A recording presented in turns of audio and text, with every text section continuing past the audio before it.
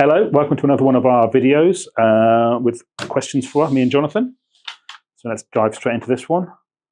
What makes nitrosamine analysis particularly challenging compared to other common contaminants? That's a bit of a tricky one in terms of what is a... Yes, sort of. No, concentration really. So the concentrations that we're talking about are exceptionally small. There are many nitrosamines.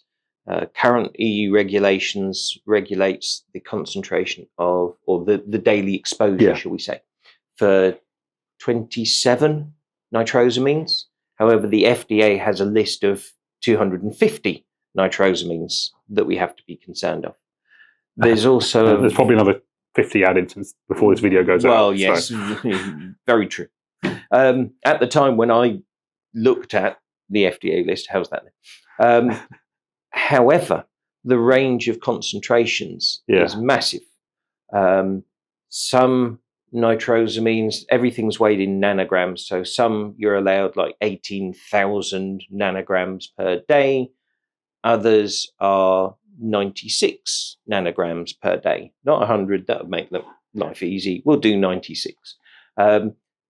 So the number of nanograms per day that you can be exposed to is actually approximately a millionth of the concentration that would be required to give you cancer, in effect.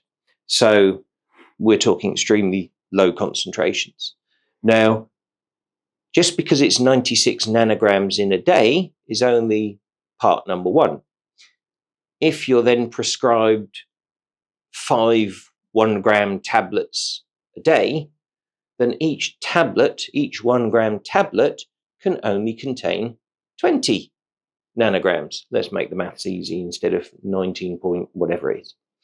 So those tablets then have to be extracted into a solvent prior to analysis. So, you know, hitting these kind of limits of detection. So let's also explain what a nanogram is. So a nano is a billionth of a gram.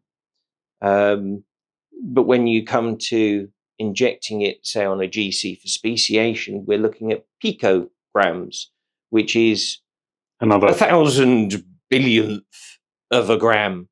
So the sensitivity and the specificity really are the big challenges with nitrosamine analysis. But then we also have the associated questions of, you know, what if there are 3 different nitrosamines in there? What if, you know, there's not only the nitrosamine currently, but what about the nitrites present that can lead to nitrosamine formation? How do you approach the detection of the nitrosamines? Do you use a screening method where you can rapidly go through your samples and say, nothing to worry about, nothing to worry about, nothing to worry about, that one we need to examine closer? At which point that one then needs to go through further, more expensive, more time-consuming analytical techniques. It can be a very involved, very complicated process. Yeah, certainly from my conversations with people within the pharmaceutical industry in particular, one of the biggest challenges they find, I think, is for them, because of the NDSRI, nitrosamine drug substance-related impurities. So these are the nitrosamines that are forming from the drug products themselves. So they're getting all sorts of new, weird and wonderful molecules that haven't really been considered before. Is they don't really have standards available for them. There's no methods previously for them, so they've got to work out how the heck they're going to extract this, how they're going to get it to a concentration that they can analyze on the equipment that they've got. And then even a standard to be able to reference against. Which is quite often, I think, one of the biggest challenges they have is that it's not something you can just go to one of your regular standard suppliers and say, oh, have you got that off the shelf? NDMA, yeah, fine. You can get hold of that, not a problem. Completely bespoke thing to your particular API, no, that's going to have to be synthesized specifically for you, which I'm imagining is going to be quite expensive. Probably. So again, I guess that's like kind of like, yes, we have the ATNA, which does sort of non-targeted approach. And that's one of the kind of nice advantages of that, is that we can calibrate it on any nitrosamine, and we can then detect any other nitrosamine. So it gives you a very quick yes or no. Yeah. Have we got that present? Yeah. Do I need to pay a fortune out to get it synthesized? Yeah. Yeah. Or is it not even forming? Yep. So and the other approach is so we can analyze the total NO concentration, so nitrites, nitrates, nitrosamines.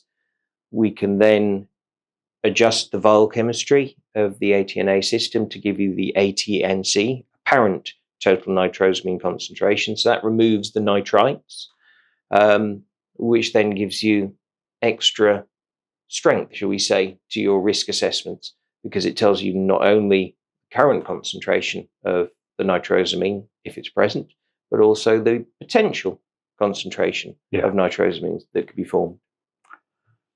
If you want to learn more about what we can do with our equipment for nitrosamine analysis, so looking at the TEA detector, the ATNA, and some of the work that we've done in pharmaceuticals, there'll be some links below the video down here.